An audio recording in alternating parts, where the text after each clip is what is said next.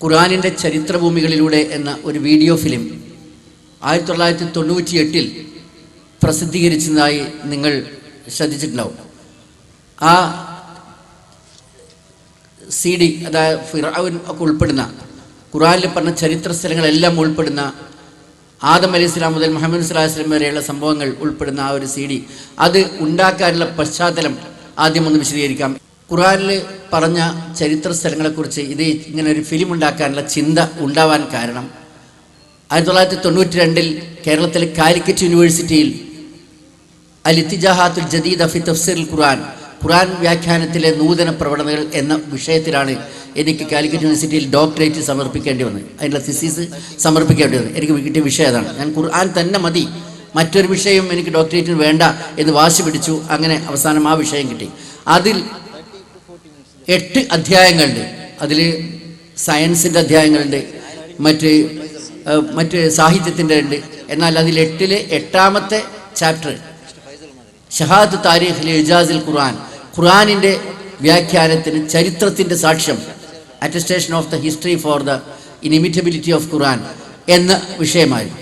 ആ ഒരു ചാപ്റ്റർ തയ്യാറാക്കുന്നതിന് വേണ്ടി ഇന്ത്യയിലെ പല യൂണിവേഴ്സിറ്റികളും ഉൾപ്പെടെ, അന്നൊന്നും ഇൻ്റർനെറ്റ് സെർച്ചിന് സൗകര്യമില്ല, ഇവിടെ അലിഗഡ് യൂണിവേഴ്സിറ്റി ഓയിലും ഡൽഹിയിലൊക്കെ ഉൾപ്പെടെയുള്ള യൂണിവേഴ്സിറ്റികളൊക്കെ പോയി പരതി, അങ്ങനെ അത് കേരളത്തിലെ പല പ്രശസ്ത ലൈബ്രറികളും പരതിയിട്ട് അതിൽ നിന്നൊക്കെ പഠിച്ച് റെഡിയാക്കിയിട്ടാണ് അന്ന് ഒരു ഡോക്ടറേറ്റ് തിസിസ് സമർപ്പിച്ചത്.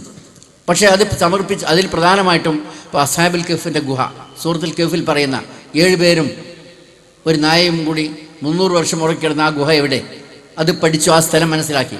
അങ്ങനെ ഓരോ കാര്യങ്ങളും, സമൂദ് ഗോത്രത്തിൻ്റെ പാറ തുറന്നുണ്ടാക്കിയ വീടുകൾ, ബൽക്കിസ് രാജ്ഞിയുടെ കൊട്ടാരം, ഇബ്രാഹിം നബിയുടെ വീട്, അങ്ങനെ ഒരുപാട്, നൂഹ് നബിയുടെ കപ്പൽ, ദുൽഖർനൈനിയുടെ മതിൽ തുടങ്ങിയ ഒരുപാട് സംഭവങ്ങൾ ഖുർആൻ പറഞ്ഞത് എവിടേക്കാണ് എന്ന് ഉള്ളതൊക്കെ മനസ്സിലാക്കാൻ ആ ഒരു ഇതിൽ ചാൻസ് കിട്ടി. അത് സമർപ്പിച്ചു കഴിഞ്ഞപ്പോഴാണ് എനിക്ക് ഒരു ചിന്ത തോന്നിയത്. അള്ളാഹു അനുഗ്രഹിച്ചു. അതായത് ഈ സ്ഥലങ്ങളിലൊക്കെ ഒന്ന് വീഡിയോയിൽ പോയിട്ട് പകർത്തിയിട്ട് ഒരു വീഡിയോ ഫിലിമായി ലോകത്തിൻ്റെ മുമ്പിൽ അവതരിപ്പിച്ചാൽ അത് അനേകം ഖുർആൻ ക്ലാസ്സുകൾ എടുക്കുന്നതിനേക്കാളും വലിയൊരു സ്വാധീനമുണ്ടാവുമല്ലോ എന്ന് ചിന്തിച്ചു. അതിനുവേണ്ടി ഫ്ലൈറ്റ് റൂട്ടും ഒക്കെ വരച്ചു, മാപ്പിൽ എല്ലാം ക്ലിയറാക്കി. പക്ഷേ 2 തടസ്സങ്ങളാണ് അതിനുള്ളത്. ഒന്ന്, ഇത്രയും രാജ്യങ്ങളിലേക്ക് വിസ ശരിയാവണം. മറ്റൊന്ന്, അതിലേക്കൊക്കെയുള്ള ഇതിനുള്ള സാമ്പത്തിക സഹായം കിട്ടണം. അതിനുവേണ്ടി ഞാൻ അള്ളാഹുവിനോട് ധാരാളമായി പ്രാർത്ഥിച്ചു. എൻ്റെ അയൽവാസിയും, ഞാൻ ജോലി ചെയ്തിരുന്ന തിരൂരങ്ങാടി PSMO കോളേജിൽ അറബിക് ഡിപ്പാർട്ട്മെൻറ്റ് ഹെഡായിട്ടാണ് ഞാൻ ജോലി ചെയ്തിരുന്നത്. അതേ കോളേജിൽ തന്നെ ഹിസ്റ്ററി ഡിപ്പാർട്ട്മെൻറ്റ് ഹെഡായി ജോലി ചെയ്തിരുന്ന ഡോക്ടർ മുസ്തഫ കമാൽ പാഷ എൻ്റെ അയൽവാസി കൂടിയാണ് തിരൂരങ്ങാടിയിൽ. അദ്ദേഹവുമായി ഞാൻ ഈ പ്രശ്നം സംസാരിച്ചു. ഇൻഷാ അല്ലാഹ് നമുക്ക് എന്തെങ്കിലും ശ്രമിക്കാമെന്നാണ്.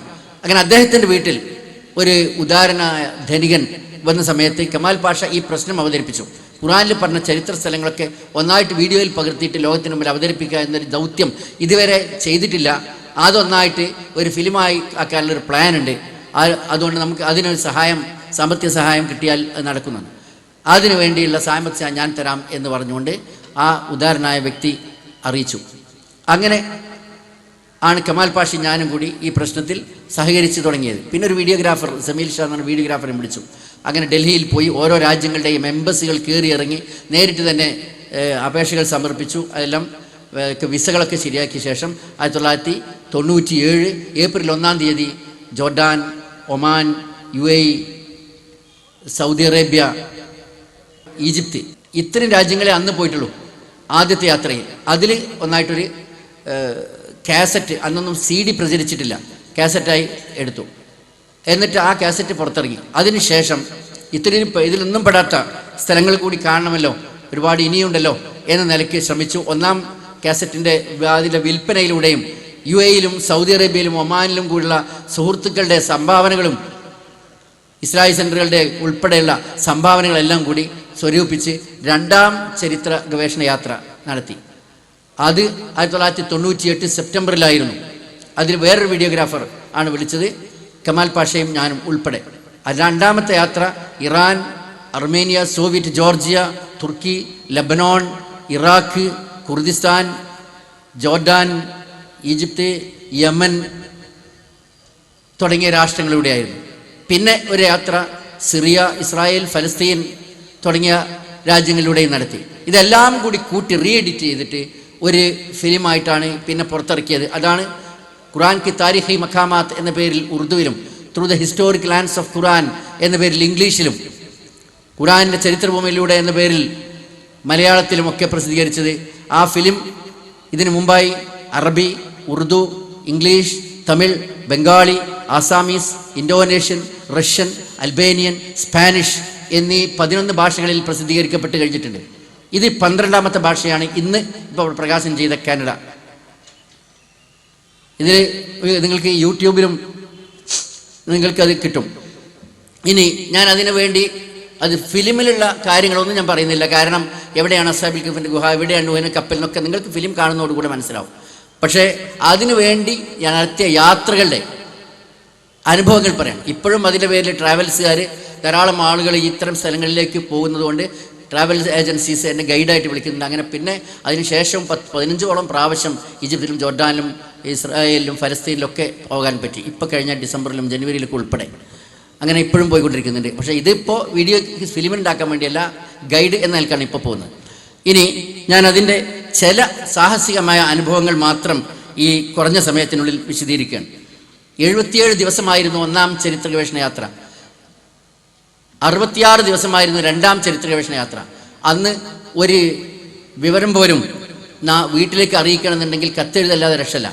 ആകെ തിരുവങ്ങാടിയിൽ ആ ഒരു ഗ്രാമത്തിലൊട്ടാകെ ഒരു ഫോണേ ഉള്ളൂ. എൻ്റെ വീട്ടിൽ അന്ന് ഫോണുമില്ല. അങ്ങനെ വീട്ടിൽ വിവരം അറിയില്ല. ഒരുപാട് രാജ്യങ്ങളിൽ പല പ്രശ്നങ്ങളിലും കുടുങ്ങി. ഇങ്ങനെ സ്വന്തമായി നമുക്ക് വണ്ടി പിടിച്ചിട്ടൊന്നും അല്ലല്ലോ പോകുന്നത്. ഓരോ സ്ഥലത്തെത്തിയിട്ടും അവിടുന്ന് അന്വേഷിച്ചിട്ട് ഇങ്ങനെ പോവാണ്. മാത്രമല്ല പല രാജ്യങ്ങളുടെയും സ്ഥലങ്ങളുടെ പേര് മാറിയിട്ടുണ്ട്. ഖുർആൻ പറഞ്ഞ പേരിലല്ല ഇപ്പോൾ അറിയപ്പെടുന്നത്. ഇങ്ങനെയൊക്കെ ഉണ്ടായിരുന്നു. സൗദി അറേബ്യയിൽ 1997 ഒരു മിനായിലെ തീപിടുത്തം, 1350-ലധികം ആളുകൾ മിനായിൽ തീപിടുത്തത്തിൽ മരിക്കുകയും 77,000-ലധികം ടെൻറ്റുകൾ കത്തുകയും ചെയ്യുന്നത് ഞാനും കമാൽ പാഷ ഉൾപ്പെടെ നോക്കിക്കൊണ്ടിരിക്കുകയായിരുന്നു. അവിടുന്ന് ഈ വീഡിയോ ഫോട്ടോഗ്രാഫറും ഞാനും. അന്ന് കമാൽ പാഷ ഞാനും തമ്മിൽ വേർപെട്ടു. കാരണം ഇന്ത്യൻ ടെൻറ്റുകളെല്ലാം കത്തിപ്പോയി ഉൾപ്പെടെ. ഒന്നായിട്ട് ഈ 2 തെങ്ങിൻ്റെ അത്രയും ഉയരത്തിൽ തീ ആളി കത്തിക്കൊണ്ടിരിക്കുന്ന ഞങ്ങളുടെ മുന്നിൽ ഞങ്ങൾ കണ്ടുകൊണ്ടിരിക്കുകയായിരുന്നു. അവിടെ ഞങ്ങൾ വേർപെട്ടു. പിന്നീട് അറഫയിൽ വെച്ച് കുറേ തിരഞ്ഞ ശേഷം ഇന്ത്യയുടെ ത്രിവർണ്ണ പതാക കണ്ടെത്തി അവിടെ ഏതാണ് ഇന്ത്യൻ തമ്പുകളെന്ന് മനസ്സിലാക്കി. കാരണം അറഫയിൽ തീപിടുത്തുണ്ടായിട്ടില്ലല്ലോ. അങ്ങനെ പിന്നെ കേരളത്തിൻ്റെ തമ്പുകൾ കണ്ടെത്തി അവിടെ ഇങ്ങനെ തിരഞ്ഞ് അവസാനം കമൽ പാഷയെ ടെൻറ്റിൽ വെച്ച് കണ്ടു. വീണ്ടും ഒരുമിച്ച് കൂടി. ഇങ്ങനെയൊക്കെയുള്ള ഒരുപാട് പ്രശ്നങ്ങൾ സൗദി അറേബ്യയിലുണ്ടായി. സൗദി അറേബ്യയിൽ പ്രത്യേകിച്ച് അന്ന് വരാൻ കാരണം ബദർ, ഉഹദ്, മദായിൻ സ്വാലിഹ് എന്ന് പറഞ്ഞാൽ പാറ തുറന്ന് വീടുകളുണ്ടാക്കിയ സമൂദ് ഗോത്രത്തിൻ്റെ വീടുകൾ ഉണ്ടാക്കിയ സ്ഥലം. അത് 5000 വർഷങ്ങൾക്ക് മുമ്പ് മദീനയിൽ നിന്ന് 400 കിലോമീറ്റർ വടക്ക് സൗദി അറേബ്യയിലെ മദായിൻ സ്വാലിഹ് എന്ന് ഖുർആൻ പറയുന്ന ഹിജ്ർ എന്നാണ് സ്ഥലത്തിൻ്റെ പേര്. അവിടെ പോയി അത് പകർത്തിയെടുക്കാൻ ഒരു പെർമിഷൻ ലെറ്റർ സൗദി അറേബ്യൻ ഗവൺമെൻറ്റിൻ്റെ മദീന ഗവർണറുടെ വക കിട്ടി. പക്ഷേ ഞങ്ങൾ ആ സ്ഥലത്തേക്ക് പോയപ്പോഴേക്കും ഒരുപാട് പ്രശ്നങ്ങൾ 2-3 പ്രാവശ്യം മടക്കി. രേഖകളിൽ ക്ലിയർ അല്ല, അതിൽ സീൽ ക്ലിയർ അല്ല എന്ന് പറഞ്ഞുകൊണ്ട് ഓരോ പ്രാവശ്യം മടക്കുമ്പോഴും 22 കിലോമീറ്റർ ദൂരം മദായിൻ സാലിഹിൽ നിന്ന് അല്ലുലേക്ക് വരണം. അങ്ങനെ 36 മണിക്കൂർ നേരം ഈ പ്രശ്നങ്ങളൊക്കെ ആയി. അവസാനം അതെല്ലാം വീഡിയോയിൽ പകർത്തിയെടുത്തു. ഖുർആൻ വസമൂദല്ലദീന ജാബു സ്വഖ്റ ബിൽ വാദ്, മലഞ്ചെരുവിൽ പാറ തുറന്ന് വീടുകളുണ്ടാക്കിയിരുന്ന സമൂദ് ഗോത്രത്തിൻ്റെ ഗതി എന്താണെന്ന് നിങ്ങൾ കണ്ടില്ലേ എന്ന് ചോദിക്കുന്ന ആ സ്ഥലം, അതൊക്കെ നിങ്ങൾക്ക് ഫിലിമിൽ കാണാം. മറ്റൊന്ന് ഈജിപ്തിലെ അവസ്ഥയാണ്. ലോകത്തിലെ ഏറ്റവും നീളം കൂടിയ നൈൽ നദിയുടെ കരയിൽ 1997 ഞങ്ങൾ നിൽക്കുമ്പോൾ ഒരു ഭയാനകമായ പൊടിക്കാറ്റ്, കൈറോയുടെ ചരിത്രത്തിലെ 40 വർഷത്തെ ഏറ്റവും വലിയ പൊടിക്കാറ്റ് സഹാറ മരുഭൂമിയിൽ നിന്ന് അടിച്ചു വരികയായിരുന്നു. ആ പൊടിക്കാറ്റിൽ 1/2 മണിക്കൂർ നേരം ശക്തമായ താണ്ഡവത്തിനിടയിൽ ഞങ്ങൾ മൂടൽ മഞ്ഞ് പോലെ ചുവന്ന പൊടി മൂടി. ജനങ്ങളെല്ലാം വെപ്രാളപ്പെട്ട് ലാ ഇലാഹ ഇല്ലല്ലാഹ് എന്ന് പറഞ്ഞ് പരക്കം പറയുകയാണ്. ചില യൗമുൽ ആഖിർ എന്നുണ്ട്. പോലീസുകാർ പോലും ഭയപ്പെടുന്നു. അപ്പോൾ ഞങ്ങൾക്ക് മനസ്സിലായി ആളുകൾക്ക് ഇത് അടുത്ത കാലത്തൊന്നും പരിചയമില്ലാണ്. പൊടിക്കാറ്റ് ഉണ്ടാവാറുണ്ട്, പക്ഷേ ഇത്ര ഭയാനകം ഉണ്ടാകാറില്ല.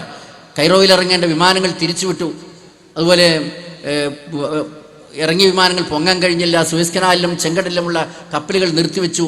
23-ലധികം ആളുകൾ മരിച്ചു. ഒരുപാട് വീടുകൾ തകർന്നുപോയി. ആ കൊടുങ്കാറ്റ് 1/2 മണിക്കൂർ ഞങ്ങൾ അനുഭവിച്ചു. നൈൽ നദിയിലെ കരയിൽ ഒരു മരത്തിൽ പിടിച്ചു നിന്നുകൊണ്ട് ആ മരം ആടി വലിയായിരുന്നു. അതെങ്ങാനും വിട്ട് അടുത്ത മരത്തിലേക്ക് മാറിപ്പിടിച്ചാൽ, പെട്ടെന്ന് മാറിപ്പിടിക്കുന്നതിനിടെ തെറിച്ചു പോയാൽ കപ്പൽ പോലും പോകാൻ ആഴമുള്ള നൈൽ നദിയിൽ മുങ്ങിപ്പോകും എന്നതിനാൽ അങ്ങോട്ട് പോകാനും അങ്ങനെ വിട്ടില്ല. ഏതായിരുന്നു അൽഹംദുലില്ലാ ആ സംഹാര താണ്ഡവം ഞങ്ങൾ അനുഭവിച്ചു, രക്ഷപ്പെട്ടു.